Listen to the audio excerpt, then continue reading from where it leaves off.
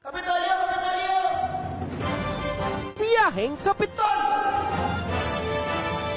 Ang tinig ng inyong pamahalaang panlalawigan ng Batangas. Biyaheng Kapitol! Tumatalakay sa may pusong mga proyekto at programa. Biyaheng Kapitol! Tampok ang may puso at talinong serbisyo at paglilingkod. Biyaheng Kapitol! Bibida ang mga programa, proyekto at aktibidad sa gabay ng Hearts Program. Health, Education, Employment, Environment, Agriculture, Roads and Infrastructure, Tourism and Technology, Security and Social Services. Biyaheng Kapitol! Tunghayan ang mga kwento ng tagumpay ng mga bidang Batanggenyo. Biyaheng Kapitol! Samahan ang inyong mga patrol ng Kapitolyo sa mga balita tungo sa mas maunlad, mas masigla at mas matatag na lalawigan ng Batangas. Biyaheng Kapitol! Mapapakinggan tuwing Martes hanggang Biyernes alas 9:30 hanggang alas 10:30 ng umaga. Ito ang inyong Biyaheng Kapitol! Talino at puso. Magandang umaga, Southern Luzon! Magandang buhay, lalawigan ng Batangas! Bagong araw, bagong simula at syempre bagong pag-asa. Kami po ang inyong mga katuwang sa pagbabalita, handang sumama sa inyong biyahe ngayong umaga. Saan mang panig ng lalawigan sa radyo man o online, kami ang inyong kasama. Dito lamang sa opisyal na programang pangradyo ng pamahalaang panlalawigan ng inyong biyaheng Kapitolyo. Good morning, Almira! Hello, hello! Good morning, Ate Jane! At sa lahat po ng ating mga kabiyahe ngayong araw ng Huwebes. At ngayon nga po, ako po muna ang inyong makakasama sapagkat po si Sir Eds po ay may mahalaga pong lakad ngayong araw. Kumbaga, may important task si Sir Eds. Ayun. Kaya naman po, tuloy-tuloy na po tayo sa ating pagbiyahe. At syempre po, we are broadcasting live via Facebook live streaming sa ating Batangas PIO Facebook page mula po dito sa PIO Media Center sa Kapitolyo. Sabayan din po tayong napapakinggan sa himpilang Infinite Radio 102.3 FM at radyo natin 105.5 FM sa Padre Garcia. Yan, hello Kuya Eds! Ingat po! Yan, at para simulan ng ating umaga, syempre humingi po muna tayo ng gabay at patnubay kasama ang ating prayer warrior, ating singing prayer warrior. Ngayong araw, Francis Mila.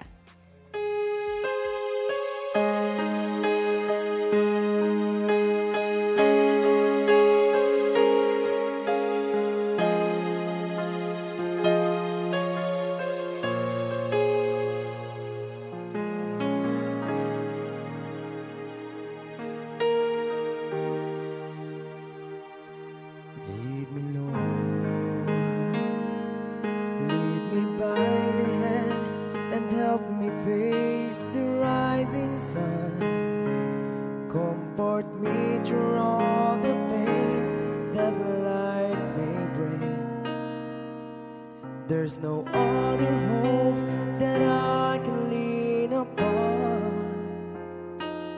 Lead me, Lord, lead me all my life. Walk by me across the lonely roads that I may face. Take my arms and let your hand show me the way. Show me the way to live inside your heart all my days, all my life.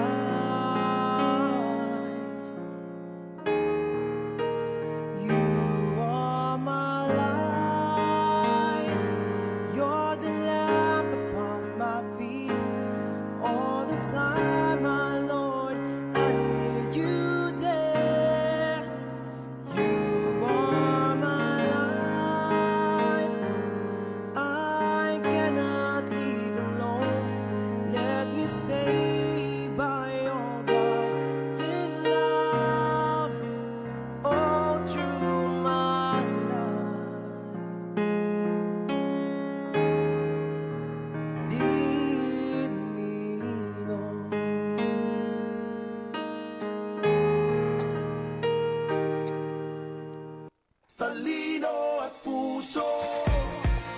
Ayan, maraming salamat po, Kuya Kiko. At syempre po, tuloy-tuloy na po tayo sa ating pagpasada ngayong araw ng Thursday, ika-4 po ng Setyembre 2025. Ayan, Ate Jane, September na. Yes. Grabe, ang bilis po ng panahon. Burmans na, nakanta na po muli si Mr. Mariah Jose. Carey. Mm-mm. Ayun. Ay, go. sorry ha. At tuloy na po tayo. Muli niyo po kaming samahan para sa 9th season ng ating programa ng Biyaheng Kapitolyo para po sa paghahatid ng mga kaganapang aming nakalap at tinutukan po dito po mismo sa lalawigan ng Batangas. Ayan, medyo naninibago ata si Almira. Ayun. Kasama na nga dyan ang mga kwentuhan, talakayan na nakalaan sa public service, maging ang inyong mga panawagan at pagbati. Kaya naman una na ho, Almira, ha? Magandang umaga po sa ating ina na nalawigan, Governor Vilma Santos Recto. Pagbati rin po ng magandang umaga sa ating mga kasamahan dito sa Provincial Information Office at sa lahat po ng mga kawani ng pamahalaang panlalawigan. Ganon rin sa ating mga kasamahan sa Sangguniang Panlalawigan, magandang umaga po. At kami nga po ang inyong lingkod. Ito po si Jane Ilarma Ilagan. At ito naman po si Almira Elaine Valer. Sa programa ng bawat Batanggenyo at ang official radio program ng pamahalaang panlalawigan ng Batangas, sakay na po sa ating Biyaheng Kapitolyo. Yan. At ngayong ang araw ng Huwebes, dahil ang ating kasamahan ay nasa mahalagang lakad, si Almira muna po ang aking makakatambal ngayon dito. Yes. At syempre, may isa pa tayong pasabog. May pasabog yan. Meron kaming nakuha kaninang special na patroller. At first time lang ito sa Thursday Group po. Thursday yes. Group. Ayan nga, hello sa aming star patroller ngayong araw, Ornel Tavares. Ayan, isang magandang umaga po. And of course, hindi lamang good morning Yes. at merry Thursday morning po sa ating lahat. At syempre, una't higit sa lahat, maraming salamat po sa ating mga anchors this morning, Yes. together with Miss Jane and Miss Almira, sa pagkakataon na makasama po muli natin ang ating mga kababayan at tagapakinig dito sa atin sa official radio program ng Pamahalaang Palalawigan ng Batangas. Ayan, at atin nga muna pong batiin ang ating mga suking taga-subaybay ngayong umaga. Kaya naman magandang umaga po sa lahat ng ating mga kasamang nakatutok ngayon sa ating Biyaheng Kapitolyo. At syempre nabanggit natin kanina na tayo nga po ay streaming live sa ating official Facebook page na Batangas PIO. Kaya naman pagbati muna po sa ating 32,000 viewers together with Tita Asis Corolio, syempre si Miss Cashelka Ralin Cantos, kaya Gerard Season, magandang umaga direct, sir. Ayan. Kaya Ma'am Nitz Lapa, kay Sir Owen PIO. Sino pa nandito? Ayan, si Tita Shirley Balmes, good morning po sa lahat. Ayan, good morning din po sa inyo. And of course, isang pagbati po ng blessed morning, everyone. God bless and keep safe everyone mula po kay Tita Neneth Ona. Ayan, at syempre nandito rin si Miss Yel Pradillada. Of course, ang auntie ng lahat. Good morning po. Always remember, be good, even if others are not. Ay, ano yan? Oo, good morning, Miss Cheryl May. At syempre po, ating ipaalala sa ating mga kababayan dahil nabanggit ninyo na Burmans na, Miss Jane at Miss Almira. Kaya naman, speaking of Burmans, alam nyo gaho na 112 tulog na lamang ay sasapit na ang ating Kapaskuhan. Ayan, Merry Christmas sa inyong lahat. Ayun. At syempre, bago ko sagutin ang tawag sa aking telepono ngayong umaga, nagre-ring na naman siya.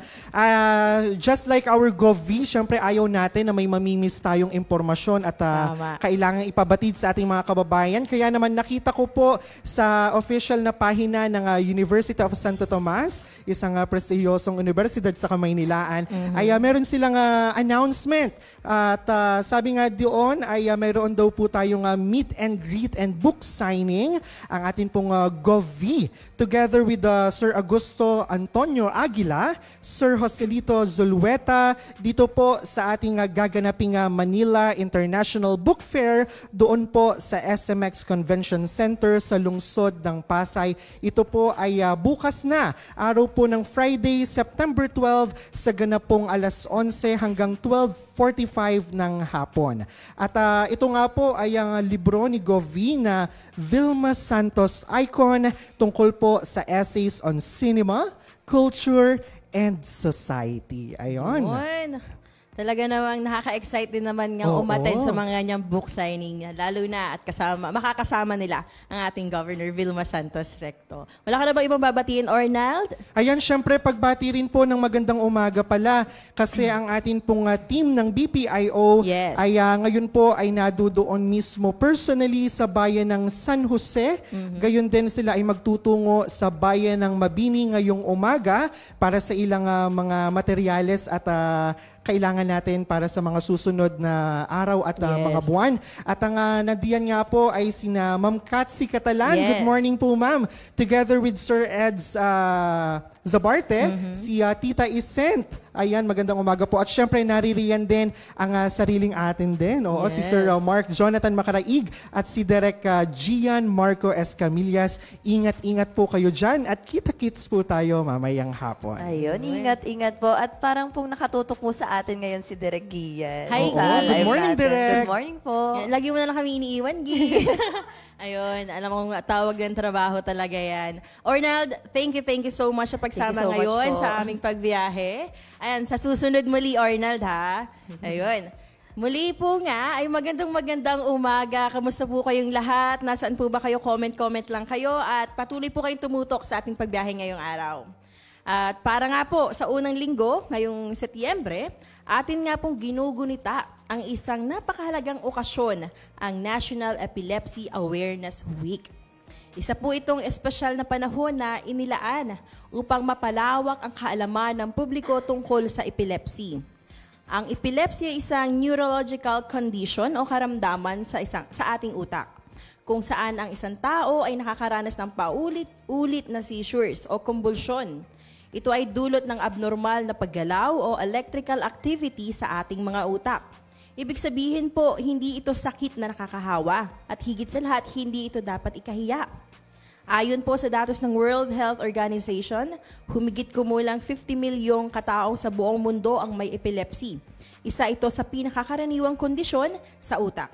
Sa Pilipinas, tinatayang daan-daang libong Pilipino ang apektado nito.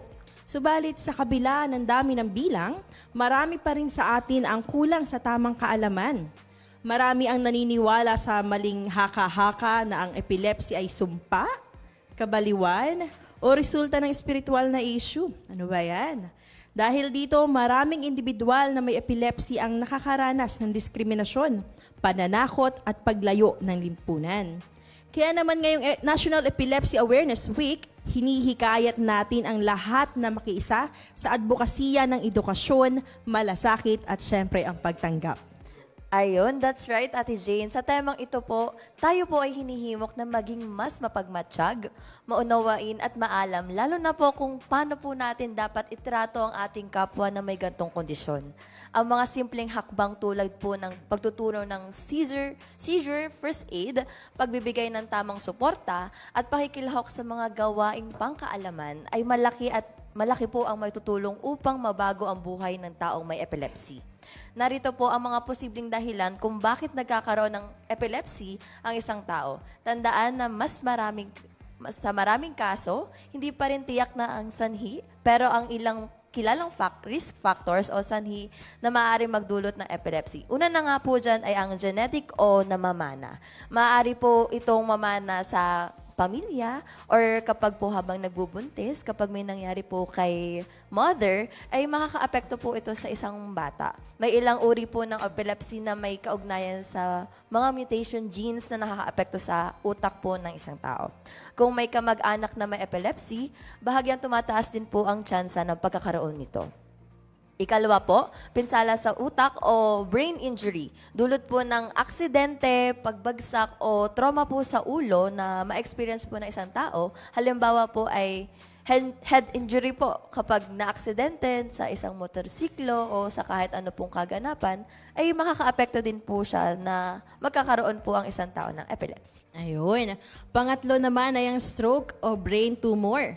Ang stroke ay maaaring magdulot ng pagkawala ng daloy ng dugo sa bahagi ng utak na nagiging sanhi ng seizures. Ang mga bukol sa utak, brain tumors, ay maaari ring magdulot ng abnormal o na electrical activity sa utak. Ayun, mga bukol sa utak. Naku. Impeksyon sa utak, pang-apat, mga sakit tulad ng meningitis o pamamaga ng lining ng utak, encephalitis o pamamaga ng utak mismo, or neurocysticercosis o impeksyon mula sa parasite na kadalasang nakukuha sa kontaminadong pagkain. Kaya ingat-ingat tayo sa ating mga kinakain. Talagang kailangan healthy. Higit sa lahat ay malinis ang ating mga kinakain. Panglima ay ang kakulangan sa oxygen sa kapanganakan. Ang mga sanggol na nagkulang sa oxygen habang ipinanganganak ay mas may panganib na magkaroon ng epilepsy habang lumalaki. Pang-anim po, pagkakaroon ng lagnat na may kasamang convulsion o febrile seizure. Sa mga bata po, ang sobrang taas na lagnat ay maaari magdulot ng seizure. Hindi lahat ng ganitong seizure ay mauuwi sa epilepsy, pero isa ito sa mga risk factors.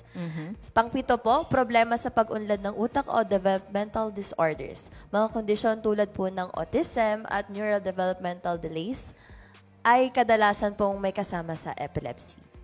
Pangwalo ay ang pag-abuso sa alak o droga. Ang paulit-ulit nating paalala, bigla ang pagtigil sa sobrang pag-inom ng alak o alcohol withdrawal seizures. Paggamit ng mga ipinagbabawal na gamot tulad ng cocaine o ng iba pa at maaaring mag-trigger ng seizures. Talaga namang itigil ang mga gamot na nakakasama tulad nga ng droga. Yan nga. Ang degenerative brain diseases. Mga sakit tulad ng Alzheimer's disease ay maaaring humantong sa epilepsy sa matatanda. Ayun, nabanggit nga po natin na mahalaga po pala talaga yung pagte-take natin ng pagkain, Yes. pati mga inumin at saka mga gamot.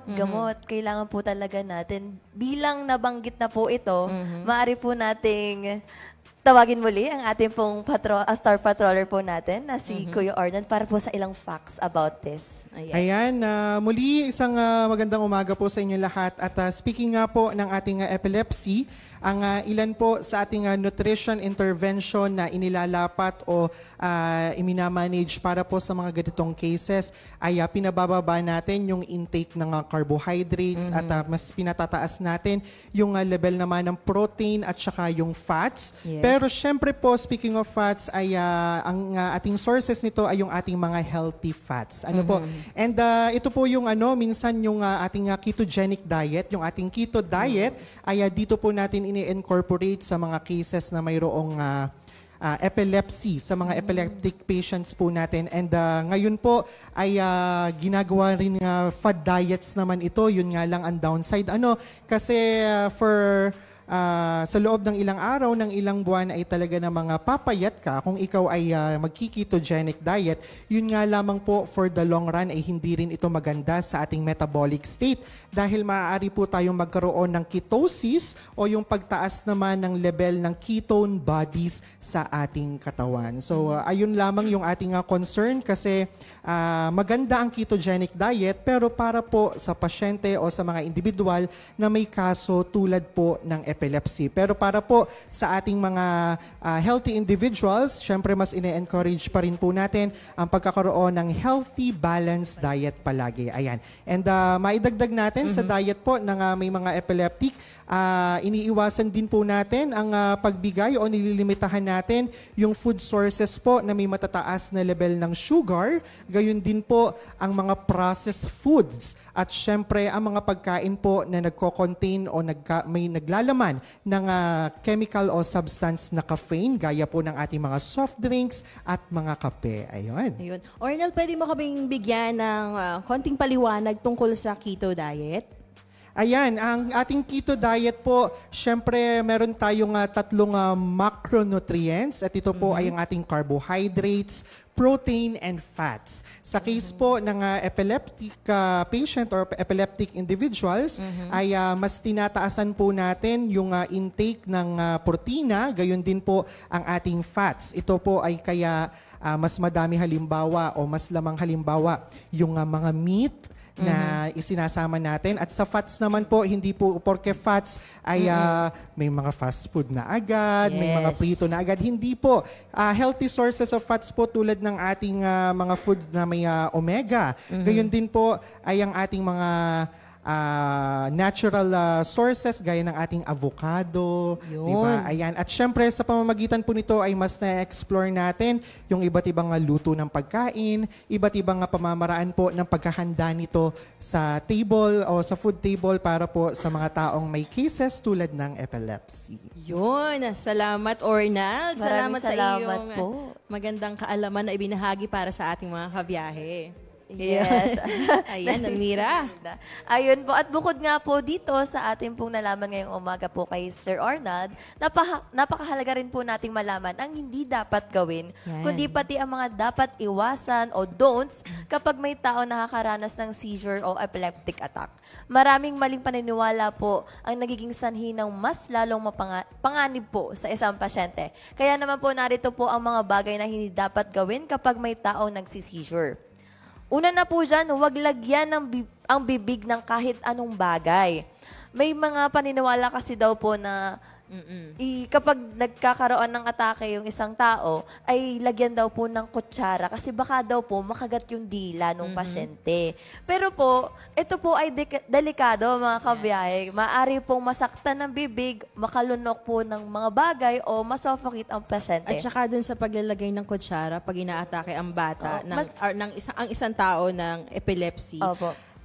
pag nilagyan mo ng kutsara, syempre metal yun eh. Opo, Makakasira to sa masasaktan. ngipin Syempre niya. po. Baka may pag-asa pang biglang masira ang ngipin, mas lalo pang makasama sa inaatake. Opo, at saka po, ayon po dun sa video po na napanood ko, sa video po ng DOH, Aha. ay sabi po nung isang doktor po, ay mas maganda daw po na itagilid na lamang yung Yun. pasyente para po yung laway niya o kung ano man po ay walang makapasok sa kanyang bibig. Kaya magandang may kaalaman ang bawat isa para in case na may makita, ay makatulong ka pa. Opo. Yan. Yan. Tsaka po, manatiling kalmado Yes. lagi. Yun po. Pangalawa po, huwag piliting pigilan ang galaw ng katawan. Biglang pagpigil sa paggalaw po ng isang pasyente ay maaaring makasira ng buto o kalamnan. Hayaan na lang po natin siyang gumalaw at panatilihin siyang ligtas sa paligid.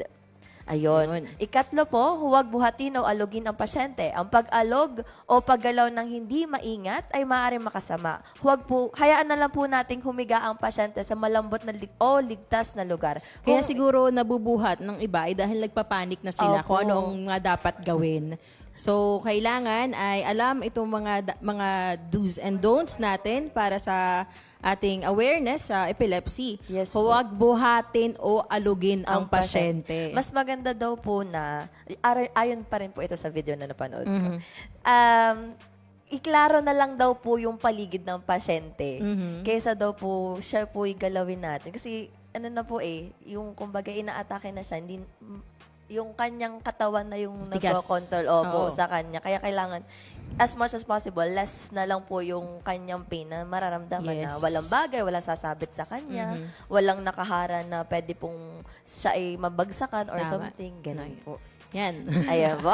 Pang-apat, Almira? Pang-apat po, huwag palibutan o kumpol-kumpulin. Minsan ang mga taong nanonood o nagsisiksikan sa paligid ay lalong nagdudulot po ng stress sa pasyente. Bigyan ng sapat na espasyo at hayaang makahinga ang pasyente. Syempre po habang inaatake na po si patient, mas maganda po na naklaro na natin. Oo. Pati po ang mga tao ay huwag na pong makisyo Oo. sa Ang iba kasi nangyayari. ay talagang pag may may inatake na, Opo. hindi ko alam kung gusto ba nilang tumulong o gusto Oo. lang makichismis anong Opo, nangyayari. gusto ma-witness yung nangyayari. So, hindi nakakatulong ang gayon. Bukod sa Opo. nagpapanik na yung kasama, ay huwag nang idagdag ang mga Opo. video agad, no? Halip na Opo. tumawag ng tulong, napapa-video agad. Totoo po. Or, Ayun. May fact na May sinabi. fact na sinabi si Ornald na pwede daw yung kutsara pero nakabalot sa tela para hindi makasugat sa Yun, bibig. yun. Pero dapat mas makapal yung balot ng Opo. tela sa kutsara. At At malinis. malinis. Bukod sa lahat, Yes. malinis. Ayun po. At saka po kung halimbawa nagkukumpulan na po, siguro po yung mga nagpapanik na nakapaligid, yun na lang po ang inyong itabi Ayun.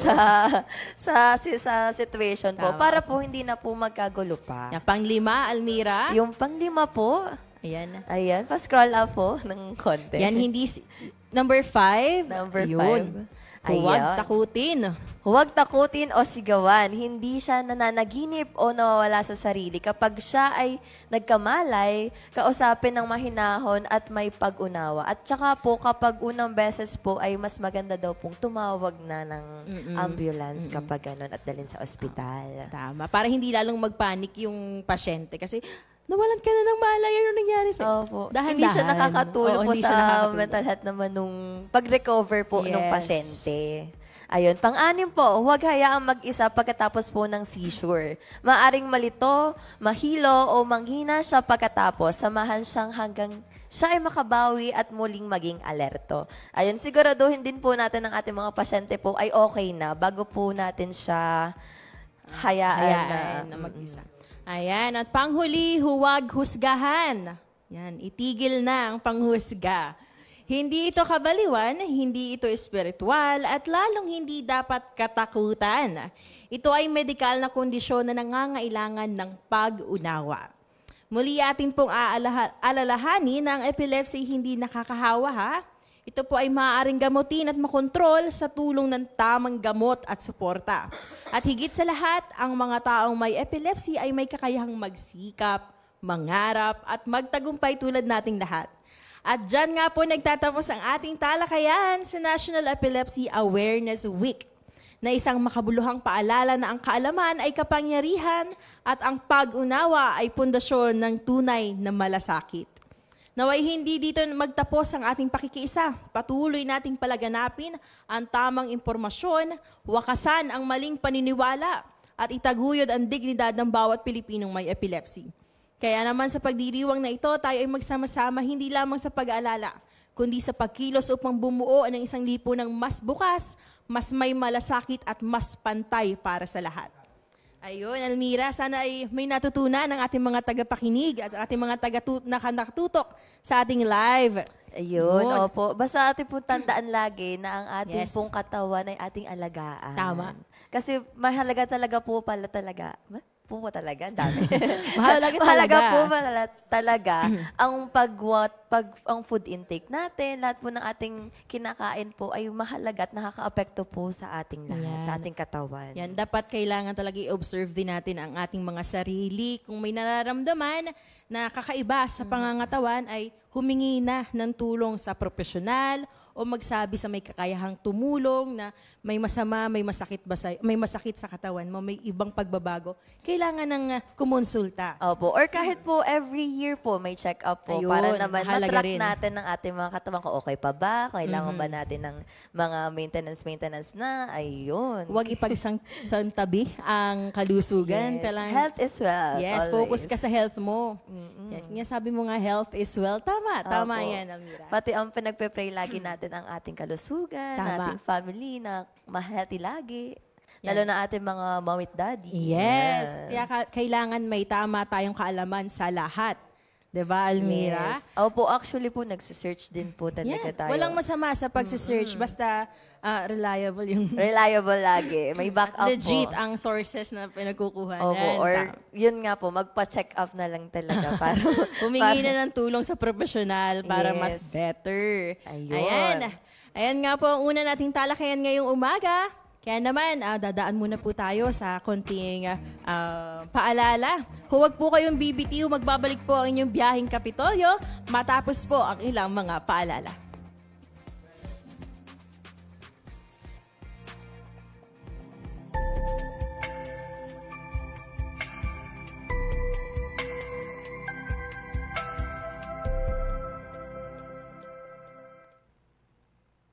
Magandang umaga, Batangas. Narito na po ang magiging lagay ng ating panahon ngayong araw ng Huwebes, September 4, 2025. Wala na tayong minomonitor na bagyo or low pressure area sa loob ng ating Philippine Area of Responsibility. Pero sa ngayon ay patuloy pa din ang pag-iral ng southwest monsoon or hanging habagat sa buong Luzon, pati na din sa western portion ng Visayas. At sa magiging lagay ng panahon sa malaking bahagi ng bansa ay asahan ang maaliwalas na panahon o fair weather, pero hindi natin inaalis ang mga posibilidad ng mga biglaang pag-ulan dulot ng mga localized thunderstorm. Para naman po sa probinsya ng Batangas ay asahan po natin ang mainit at maalinsangang panahon na susundan ng bahagyang maulap na kalangitan na halos walang tsansa ng mga pag-ulan. Kaya paalala po natin sa ating magigiting na kabatang na magdala ng pananggal sa init at sa mga posibleng pag-ulan. Ang magiging agwat ng temperatura ngayong araw ng Huwebes ay nasa pagitan ng 25 to 31 degrees Celsius. Si Haring Araw ay sumikat kaninang 5:44 ng umaga at lulubog mamayang 6:05 ng hapon. Sa anumang oras at pagkakataon, tandaan, ang kaligtasan ay nasa kahandaan. Para sa isang matatag at ligtas na Batangas, ako si Raven Nantasida mula sa Batangas Provincial Disaster Risk Reduction and Management Office. Hanggang sa susunod na ulat, magandang umaga. Simpleng tips para sa malusog na pangangatawan. Kumain ng 5 hanggang 6 na small meals kada araw. Karamihan sa mga nutritionists ay inirekomenda ang ganitong dami ng pagkain. Sa ganitong paraan ay mababawasan ng bigla ang pagtaas ng sugar sa katawan at pag-iwas sa pagkain ng madami dahil sa gutom. Uminom ng 8 hanggang 10 baso ng tubig. Ang pag-inom ng tubig ay maaaring makapigil sa pagkakaroon ng kidney infections, kidney stones, migraine, constipation at wrinkles. Nakapagpapalambot at nakapagpapaganda din ito ng balat. Matulog ng 7 hanggang 8 oras kada araw. Ang pagtulog at pagpapahinga ay nakapagpapataas ng energy ng katawan.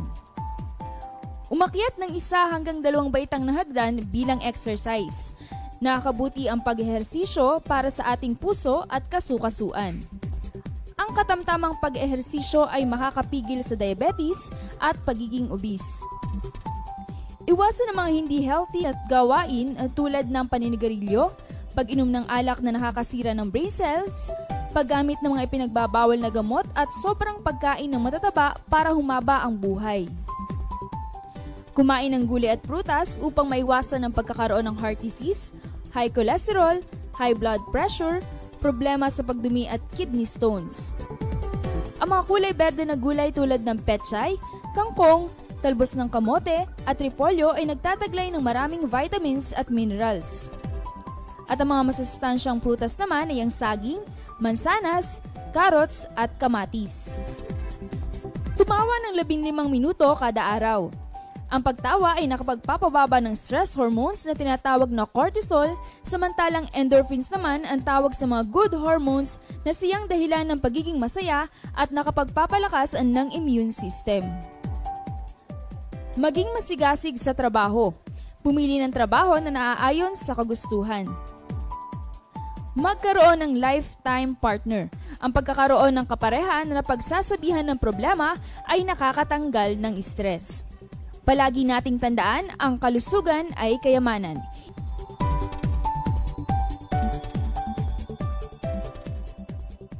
Toto Pito, 7 healthy habits na go! Move more, eat right. Ang tamang pagkain at pagkilos ang pundasyon sa malusog na pamumuhay. Ngunit sa Pilipinas, marami pa rin ang hindi nakakakain ng tama at hindi sapat ang ehersisyo. 2 sa 10 bata na wala pang 5 taong gulang ay kulang sa timbang, habang 1 sa 10 bata naman ang sobra sa timbang at obese. Sa tamang diet at ehersisyo, maiiwasan natin ang lumalalang banta ng malnutrisyon at obesity. Maiiwasan din natin ang mga non-communicable diseases tulad ng diabetes, sakit sa puso at stroke. Para tayo'y manatiling malusog sa anumang edad, sundin ang mga tips na to.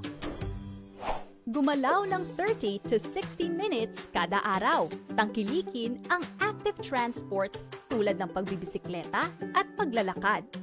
O gumawa ng mga aktibong gawain tulad ng paglilinis ng bahay. Kumain ng healthy at iwasan ang mga pagkaing mataas sa asukal, asin at taba. Ugaliin ang pagbasa at pagsuri ng mga food labels. Iwasan ang mga inuming mataas sa asukal tulad ng soft drinks at uminom ng di bababa sa 8 baso ng tubig kada araw. Pag naghahanap ka ng panghimagas, kumain ng prutas sa halip ng mga minatamis tulad ng cake at ice cream. Tara na't labanan ang malnutrisyon at mga sakit. Ugaliin nating mag-move more, eat right, for a healthy Pilipinas. Talino at puso. Muli pong nagbabalik ang inyong biyaheng Kapitolyo. Ayan, bago tayo tumungo sa ating mga balitaan, atin muna pong pasadahan ng ilan nating mga anunsyo. Bilang bahagi ng selebrasyon ng 125th Philippine Civil Service Anniversary, nagdaos po ngayon nga ang Sangkap Batangas ng 5 araw na barakahan ng Community Food Market noong nagsimula ito noong September 1, Monday, hanggang Friday bukas po. 7 a.m. to 5 p.m. po ito at ngayon ay ginaganap ito sa Dream Zone, Capital Compound, Batangas City. Tambok dito ang iba't ibang mga lokal na produkto mula sa mga kawani ng Kapitolyo. Kabilang ang samot-saring mga pagkain hanggang sa iba pang mga pangunahing pangangailangan. Kaya tara na at suportahan ang barakahan mula sa inyong mga lingkod bayan para sa bayan. Bukod nga po dyan, ginaganap po ang Regional Job Fair ng Civil Service Commission Field Office Batangas ngayong araw po ng Huwebes, September 4, 2025 sa Walter Mart, Batangas City. Ang aktibidad na ito ay lalahukan ng iba't ibang ahensya ng gobyerno sa ika-4 na rehiyon na may mga bakanting posisyon na maaaring pag-applyan. Sa temang bawat kawani, lingkod bayani, puso, dangal at galing para sa bayan. Layunin ng aktibidad na magbigay ng pagkakataon para makamit ang inyong mga pangarap na maging isang civil servant. Ang mga nagnanais mag-apply ay pinapayuhang magdala ng mga sumusunod: Personal Data Sheet o PDS with Work Experience Sheet, Proof of Eligibility kung meron, Diploma or Transcript of Records, and Training Certificates kung meron po.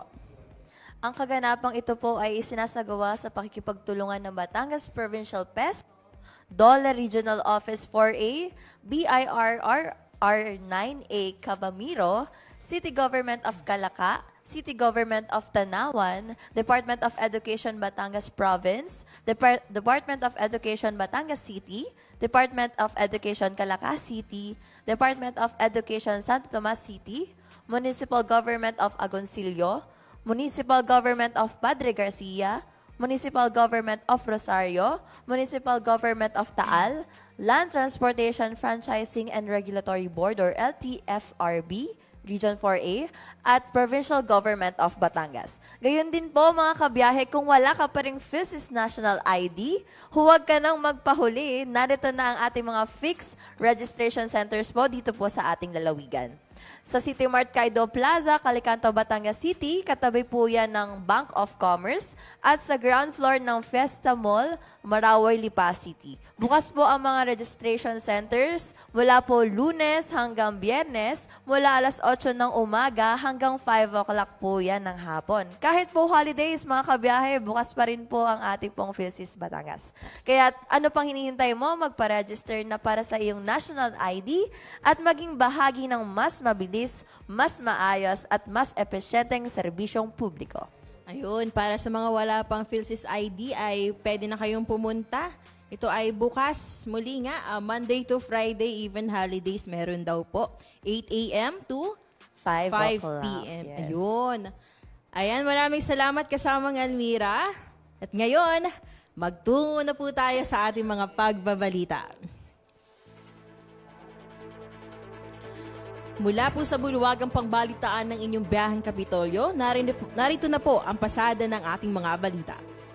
Personal nakiisa si Governor Vilma Santos Recto sa isinagawang VSR Community Food Market ng Pamahalaang Panlalawigan ng Batangas noong araw ng Biyernes, August 29, 2025. Ito ay pinangasiwaan ng Office of the Provincial Agriculturist or OPAG, kung saan tampok pa rin ang iba't ibang mga produkto ng mga Batanggenyong magsasaka at mangingisda mula sa kanilang mga sariling ani, kagaya ng mga prutas, gulay, isda at maging organic brown rice. Ang nasabing community market sa Kapitolyo ay nilahukan ng 34 na mga maliliit na negosyo at kooperatiba mula sa iba't ibang bayan sa lalawigan.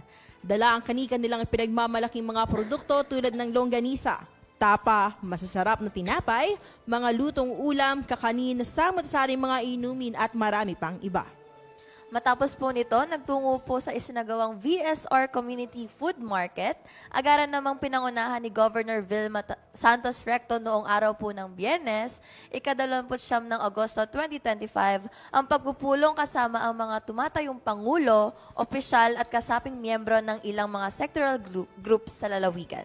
Kabilang po sa samahan na personal niyang nakausap ay ang Kalipunan ng Liping Pilipina o Kalipi Women Group, Men Opposed to Violence Everywhere, Alliance Against Violence o MOVE-ALAB ng Kapitolyo, Empowerment of Reaffirmation of Paternal Abilities or ERPAT, Batangas Provincial Federation, Batangas Federation of Child Development Workers o CDWs, Provincial Federation of Senior Citizens, Provincial Federation of Persons with Disability o PWDs, Samahan ng Makabagong Bayani ng Batangas o SMBB OFW Leaders, Promoting Advocacy and Neutral Equality Incorporation o PARINE INC LGBTQ Group, Women with Disability Provincial Federation at Solo Parents at Parent Leaders Federation ng Batangas. Ang ginanap na pagpupulong at courtesy call sa pagitan ng mga sectoral groups ay pinangasiwaan ng palalawigan tanggapan ng Kagalingang Panlipunan at Pagpapaunlad o PSWDO, katuwang ang Department of Social Welfare Development Field Office 4A sa pangunguna po ni Regional Director Barry Chua. Noong araw ng Biyernes, August 30, 2025 ay inoobserbahan sa buong Pilipinas ang National Press Freedom Day. Kaisa ang pamahalaang panlalawigan ng Batangas sa pamamagitan ng Batangas Provincial Information Office sa pagkilala sa kahalagahan ng malaya at tuwid na pamamahayag sa ating bansa. Ang obserbasyong ito ay binibigyang pugay rin at inaalala natin ang hindi matatawarang kontribusyon ng ama ng periodismong Pilipino na si Marcelo H. Del Pilar, na isa sa mga unang nagtaguyod ng ating kalayaan sa pamamagitan ng kaniyang mga salita at tinig bilang isang manunulat o mamamahayag. Bukod dito, kinikilala rin natin ang bagong henerasyon ng mga responsableng mamamahayag na nagsusumikap para ituloy ang laban sa paghahatid ng impormasyong totoo dapat sigurado sa publiko sa kabila ng iba't ibang hamon ng makabagong teknolohiya at mabilis na pagkalat ng mga maling impormasyon.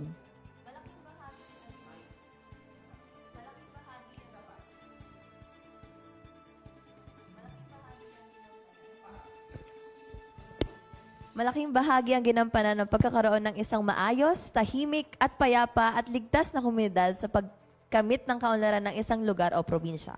Sa matatag na pagbabantay ng buong pamunuan ng Batangas Police Provincial Office o BPPO sa pangunguna ni Picol Giovanni Emric Cibalo at sa patuloy na pagpapaganap ng mga programa at proyekto sa ilalim ng HEARTS program ni Governor Vilma Santos Recto, kung saan kabilang ang pagtutok sa kabuang seguridad at kaayusan ng lalawigan, masisiguro ang Batangas ang pag-abot nito ang tuloy-tuloy na kaunlaran at matatag na pamumuhay para sa lahat ng Batanggenyo. Magpapatuloy ang suporta at magandang ugnayan ng pamalampalalawigan ng Batangas sa buong hanay ng BPPO, mabuhay ang bawat isang Batanggenyo Pulis. Samantala, matagumpay na naisagawa ng Provincial Health Office Batangas sa pamumuno ni Dr. Gerald G. Alday, Officer in Charge ng Provincial Health Office, ang ikatlo at huling mental health mission para sa mga persons deprived of liberty o PDLs sa Batangas Rehabilitation Center sa Barangay Malainin, Ibaan, Batangas. Ang mental health mission na ito ay bahagi ng Phase 1 ng Provincial Health Office para sa mas komprehensibong mga interbensyon at programang mental health na nakalaan para sa mga PDL. Layunin nitong makalikom ng mahalagang datos at obserbasyon mula sa Mental Health Survey at Psychological First Aid or PFA na magsisilbing batayan sa pagdidisenyo ng mga angkop, sustainable at evidence-based na programa para sa kanilang rehabilitasyon at muling pagbabalik sa lipunan. Nilinaw din ng mental health team ng PHO sa mga PDL na ang kanilang mga tugon sa survey ay hindi makakaapekto sa kanilang mga kaso. kundi gagamitin lamang para mapabuti ang kanilang kalusugang pangkaisipan at matukoy ang mga programang makatutugon sa kanilang tunay na pangangailangan. Alam mo, Almira, napakahalaga rin na pag-usapan ang mental health kahit ang ating mga tinutulungan nga ay mga PDLs. Alam mo, Yes po. yes, tama. Walang discrimination dapat kasi tao din naman lang sila at kailangan din mabigyan ng tulong lalo na pagdating sa mental na kalusugan. Ayun nga po. Ang mga aktibidad po ng Mental Health Mission ng Phase 1, Mental Health Survey upang masukat ang kalagayan ng mental health ng mga PDL at matukoy ang kanilang pangunahing pangangailangan. One-on-one psychological first aid, pagbibigay ng agarang psychosocial support sa mga individual na may pinagdaraanan. Ang programang ito ay malinaw na pagpapakita ng malasakit ng pamahalaan panlalawigan ng Batangas sa ilalim ng pamumuno ni Governor Vilma Santos Recto at isinasakatuparan alinsunod sa Executive Order No. 01-2025 o matatag na kalusugan. Bukod po dito, ito rin ang bahagi ng pagpapatupad sa mga pambansa at pandaigdigang batas at pamantayan na nagtataguyod ng karapatan sa kalusugang pangkaisipan para sa lahat. Kabilang po ang mga correctional facilities ng mga sumusunod. Philippine Mental Health Law, RA 11036, na nagsisiguro ng pantay na access sa serbisyong pangkalusugan pangkaisipan. Universal Healthcare Act, RA 11223, na nagtataguyod ng integration ng mental health sa pangkalahatang health services.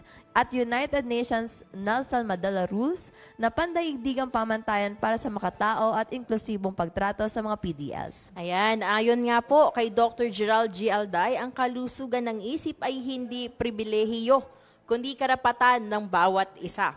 Ang Phase 1 ng Mental Health Mission ay simula lamang ng mas malalim na interbensyon upang masiguro na ang mga PDLs ay may sapat na suporta sa kanilang pagbangon at reintegrasyon. Sa pagtatapos ng ikatlong Mental Health Mission sa Phase 1, ipinapakita ng Batangas na matagumpay na naisa sa katuparan ng mga programang may malasakit. At higit sa lahat, walang naiiwan at ang malasakit ay patuloy na dumadaloy. Sa Phase 2 ng Mental Health Mission, sisimula naman ang pagdidisenyo ng mga naaangkop na programa at interbensyon para sa mga PDLs, mga hakbang na tutugon sa kanilang aktual na pangangailangan at magpapatibay sa kanilang rehabilitasyon at reintegrasyon. Ayun. Sobrang laki din pong bagay nito para po sa mga PDLs natin kasi makakatulong din po yun na ma-rebuild nila ang kanilang sarili. Tama. At katulad nga ng ating mga na-interview na mga from Bureau of Jail, ay talagang mahalaga at malaking tulong din ang ginagawa ng probinsya para sa ating mga PDLs. Lalo na nga, itong sa Phase 1 natin na pagbibigay ng mental health na check-up. Yes, ayun. Oras po natin, 10:19 a.m. Ayan, malapit na tayong pumarada. Pero bago po ang lahat, dumako muna po tayo sa ilang paalala. Mga anak, maghanda tayo ha. May paparating daw na malakas na bagyo dito sa ating lugar. Nay, natatakot po ako. Ang bagyo o tropical storm ay malakas na hangin. Ito ay kalimitang may kasamang malakas at tumatagal na pagulan at malakas na kidlat. Paano nga ba maiiwasan ang sakuna sa panahong ito? Una, ugaliing makinig sa radyo, TV, internet at iba pang media channel na anunsyo ng public storm warning signal. Pangalawa, itali ang bubong at kung ano pang maaaring liparin ng hangin. Putulin ang mga sanga ng puno na maaaring bumagsak. Pangatlo, manatili sa loob ng bahay kung malakas ang hangin at ulan. Lumikas patungo sa evacuation center kung may babala mula sa kapitan o DRRMO. Maging listo, sa kamay mo nakasalalay ang kaligtasan mo. Ito ay hatid sa inyo ng Batangas Provincial Disaster Risk Reduction and Management Council at ng himpilang ito.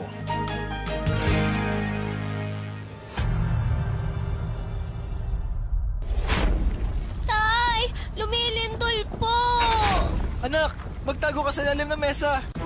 Ang lindol or earthquake ay ang pagginig dulot ng biglang paggalaw ng mga bato sa ilalim ng lupa. Paano maiiwasan ang sakuna sa panahong ito? Una, alamin ang ligtasang lugar sa bahay, paaralan at opisina. Kung lumindol, gawin ang drop, cover and hold. Dumapa sa lupa o sahig. Magtago sa ilalim ng matibay na mesa at humawak sa paa nito. Pangalawa, kung nasa labas ng bahay, humanap ng lugar na malayo sa mga gusali, puno, poste ng kuryente at anumang mga bagay na maaaring bumagsak. Pangatlo, manatili sa loob ng bahay hanggang sa matapos ang pagyanig at siguraduhing ligtas ng lumabas ng bahay. At ang huli, bumalik ng bahay kapag may anunsyo na ni DRRMO, kapitan at iba pang lokal na otoridad. Maging listo, sa kamay mo nakasalalay ang kaligtasan mo. Ito ay hatid sa inyo ng Batangas Provincial Disaster Risk Reduction and Management Council at ng himpilang ito. Sa pagpapatuloy ng ating mga balita, kaakibat ang temang bawat kawani, lingkod bayani, puso, dangal at galing para sa bayan. Nakikisa ang pamahalaang panlalawigan ng Batangas sa pagdiriwang ng 125th years of anniversary ng serbisyong sibil ng Pilipinas ngayong buwan ng Setyembre. September 19, 1900 nang maitatag ang Philippine Service sa pamagitan ng Public Law Number 5 o an Act for the Establishment and Maintenance of an Efficient and Honest Civil Service in the Philippine Islands. Sa bisa naman ng Presidential Proclamation Number 1050 ng taong 1997, itinalaga naman dito ang deklarasyon ng buwan ng Setyembre bilang Civil Service Month. Yan, September 19. 19,000 pala yun. 19,000 pala yun. 1900s. Yan, Almira kasi. Bilang tanda ng pakikisa sa milestone celebration, ang pamahalaang panlalawigan na naghanda ng iba't ibang mga aktibidad para bigyang halaga at kilalanin ang dedikasyon ng serbisyo ng bawat isang lingkod bayan ng Kapitolyo na patuloy na nagsusumika para sa pagbuo ng isang matatag na Batangas tungo sa bagong Pilipinas. Ayun, sa unang araw po ng September, muli po nagtipon-tipon ang mga opisyal at kawani ng pamahalaang panlalawigan ng Batangas para sa lingguhang pagbibigay-pugay sa bandila ng Pilipinas na pinangunahan po ng Provincial Human Resource Management Office o PHRMO noong unang araw po yan ng Setyembre 2025 sa Dream Zone Capital Compound, Batangas City. Sa kanyang mensahe po, binati ni Governor Vilma Santos Recto ang lahat ng kawani ng Kapitolyo sa pagsimula ng month-long celebration ng 125th anniversary ng Philippine Civil Service Month. Binigyan din po niya ang taos-puso niyang pasasalamat sa lahat ng mga empleyado ng pamahalaan na patuloy na nagbibigay ng mabilis na aksyon, mabilis na desisyon at mabilis na serbisyo para sa bayan. Kinilala ng pamahalaang panlalawigan ng Batangas sa pamumuno ni Governor Vilma Santos Recto ang ilang mga kabataang Batanggenyo na nagkamit ng karangalan sa kani-kanilang mga larangan.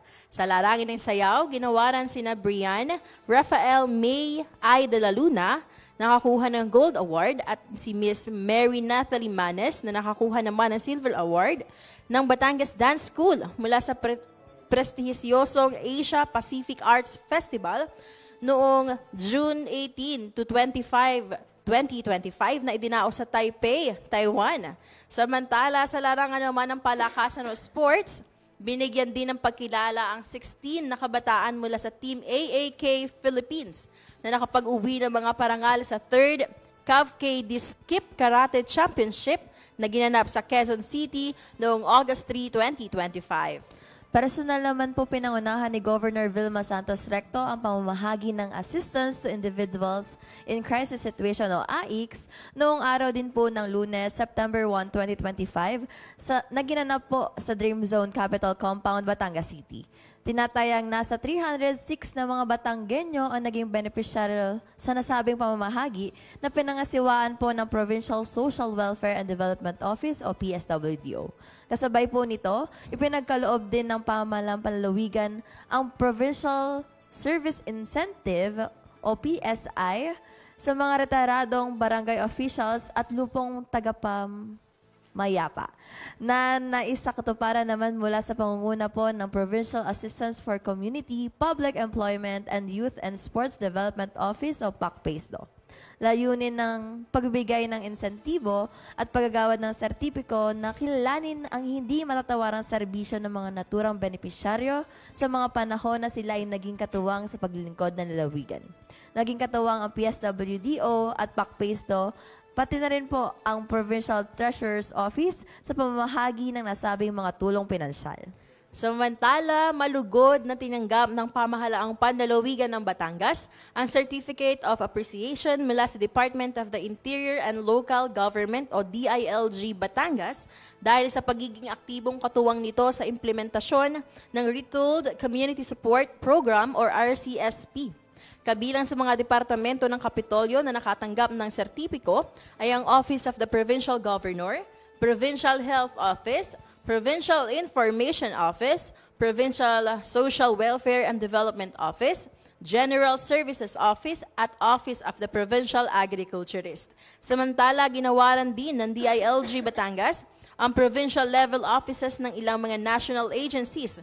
Kasama dito ang mga Department of Public Works and Highways 2, Batangas Police Provincial Office, Department of Trade and Industry, Department of Agriculture, Technical Education and Skills Development Authority o TESDA, Bureau of Fisheries and Aquatic Resources o BFAR, Department of Agrarian Reform, 22nd Infantry Unifor Brigade, 59th Infantry Battalion, Department of Information and Communications Technology at DILG 4A.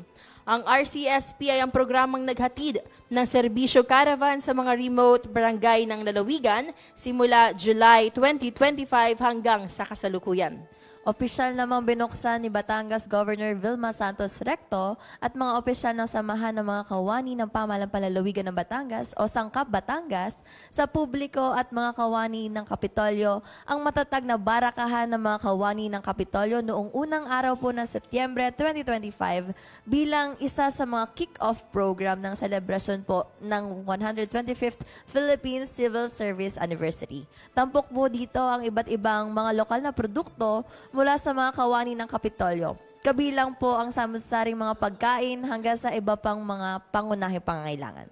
Ayon po kay Sangkap Batangas President Hazel Fernandez, layunin ng barakahan ng magkaroon ng mga kawani ng aktibidad na magbibigay sa mga ito ng plataforma para ipakita ang kanilang mga talento at mga munting pinagkakaabalahan sa larangan ng food and beverage, baking, handicrafts, agriculture, clothing, and general merchandise.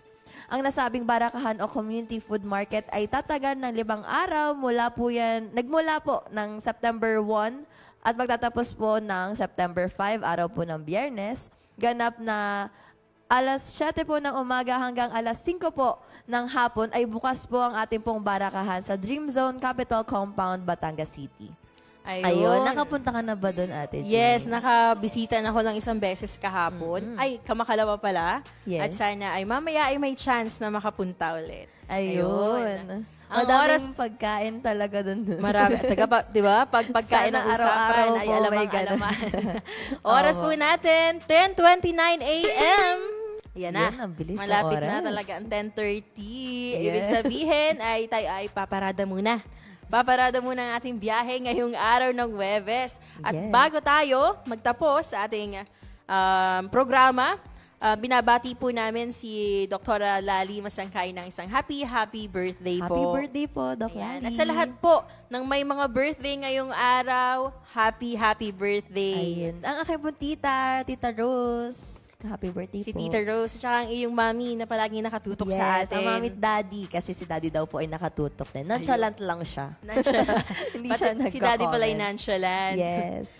Ayan din, syempre, binabati natin ng magandang umaga at salamat sa pagtutok sa atin, sa ating pagbiyahe si Tita Josa. Hello, ayan. Tita Josa. Kamusta ka? Bisita ka naman dito sa PIO. Yes. Ayan, Kay Sir Harold Lopez de Guzman, good morning po. Ma'am Kuya. Rowena Basahon, good morning Hello, po. Hello. Good morning din, Kuya Allen. And Tita Kuya Alan, Nilda. good morning po. Si Kuya Wow, kuya. Hi, Sir Jay Bueno. Si Sir Jay Bueno po ang ating pong former OJT. Hello! Hello. Good morning. Jay. And kamusta? And Ayan. syempre kay Kurt Cyril Bayanay, ay good morning daw ho sa inyo. Maraming salamat sa pagtutok. At gayon din syempre, pinapasalamatan natin ang ating mga technical team na binubuo ni na Direk Vincent Roy de Chavez, Avon Luca Gimbal, Gerard Sison, Harold de Guzman, and Jundel Marana na syempre sa ating station manager, Tito Roger Aguirre. At wala na po tayong oras. Sa ngalan po ng buong pamahalaang panlalawigan ng Batangas, ng pamuna maka-Diyos, makakalikasan at makatao, may talino at puso sa bawat Batanggenyo. hanggang sa susunod po na pagtutok, manatili po tayong ligtas, malusog at mapagmatsyag. Ito pong muli ang inyong lingkod, Jane Ilarmo Ilagan. At ito naman po ang inyong ka-partner ngayong araw sa pagbiyahe. Marami pong salamat sa muling pag-antabi sa inyong mga kaagapay tuwing Thursday. Ito po muli si Almira Elaine Valer. Hanggang sa ating susunod na pagpasada, ito po ang inyong Biyaheng Kapitolyo! Talino at puso, tatak ng Batanggenyong di susuko, kasabay natin sa pagsulong. Kapitolyo! Kapitolyo! Biyaheng Kapitol!